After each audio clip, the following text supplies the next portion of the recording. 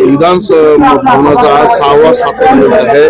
काय आपल्या मागण्या होत्या, काय आपले मुद्दे आहेत? मी अशोक जाधव, अध्यक्ष म्युनिसिपल मजदूर युनियन मुंबई।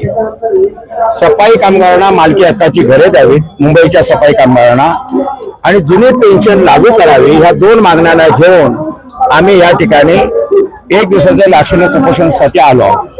2008 साली विलासराव देशमुख सरकारने निर्णय घेतला होता की सफाई कामगार हे घाणीमध्ये काम करतात, त्यांच्या 3 पिढ्या टीबी कॅन्सरने मृत्यू पावलेल्या आहेत। कोणी त्यांना मुंबईमध्ये घर भाड्याने पण घेऊ शकत नाही कारण पगार कमी, आणि असे लोक कल्याण, बदलापूर, टिटवाळा, भाईंदर, विरार अशा लांबच्या ठिकाणी भाड्याने राहतात आणि मुंबईमध्ये काम करायला येतात।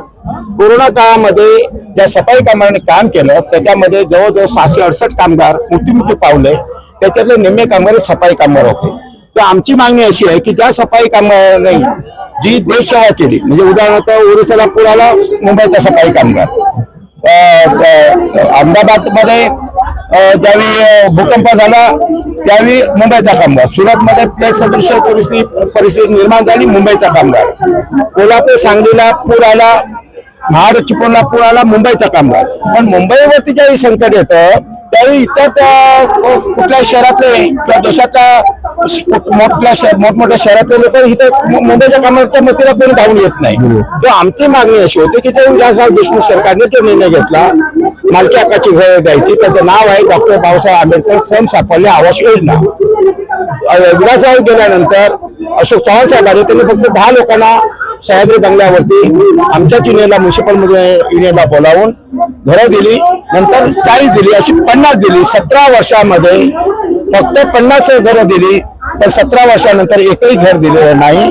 तेव्हा विधानसभेमध्ये 22-23-24ला विधानसभेमध्ये चर्चा झाली आणि त्या मुख्यमंत्री त्यावेळी शिंदे साहेब होते, एकनाथ शिंदे साहेब, त्याच्यानंतर आताचे जे आहेत देवेंद्र फडणवीस साहेब यांनी सांगितले की हो आम्हाला मालकी हक्काची घरं द्यायची आहे। 17 जुलैला आम्ही आझाद मैदानावरती प्रचंड मोर्चा घेऊन गेलो आणि त्या मोर्चाला संबोधित करण्यासाठी जलसंपदा मंत्री गिरीश महाजन साहेब आले होते आणि त्याने सांगितलं की तुमचं काय मागणं आहे, तर म्हटलं आम्हाला मुख्यमंत्र्यांची भेट पाहिजे। त्यावेळी विधानसभा चालू होती, मग मुख्यमंत्र्यांनी आम्हाला बोलवलं विधानसभेमध्ये आणि त्यांच्या दालनामध्ये जी मिटिंग झाली त्याच्यामध्ये सांगितले की हो अशोक जाधव आम्हाला सफाई कामगारांचं काम मोठं आहे, कोरोनामध्ये त्यांनी चांगलं काम केलेलं आहे, आम्हाला त्यांना मालकी हक्काची घरं द्यायची आहे। 2 वेळा विधानसभेमध्ये विधान परिषदेमध्ये हे प्रश्न उपस्थित झाले आणि आम्ही त्या सभागृहामध्ये आश्वासन दिलेलं की आम्ही त्यांना मालकी हक्काची घरं देऊ।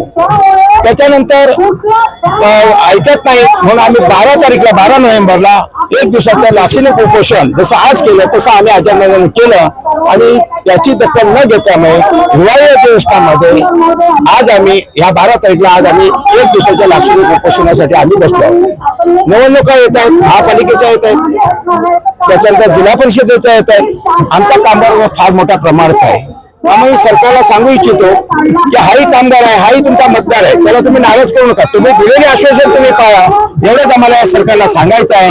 आणि जर का नाही झालं तर मग आम्ही असं ठरवलं की आझाद नवीन वर्षामध्ये आम्ही सलामी देणार की अशी की त्या ठिकाणी मी स्वतः त्या ठिकाणी आमरण उपोषणासाठी मी बसणार आहे। जोपर्यंत कामगार मालकी हक्काची घरं मिळत नाही, जोपर्यंत जुनी पेन्शन मिळत नाही, जुनी पेन्शन कामगारांना मिळत नाही, तोपर्यंत आम्ही शांत न बसता आम्ही हा निर्णय घेतलेला आहे। धन्यवाद।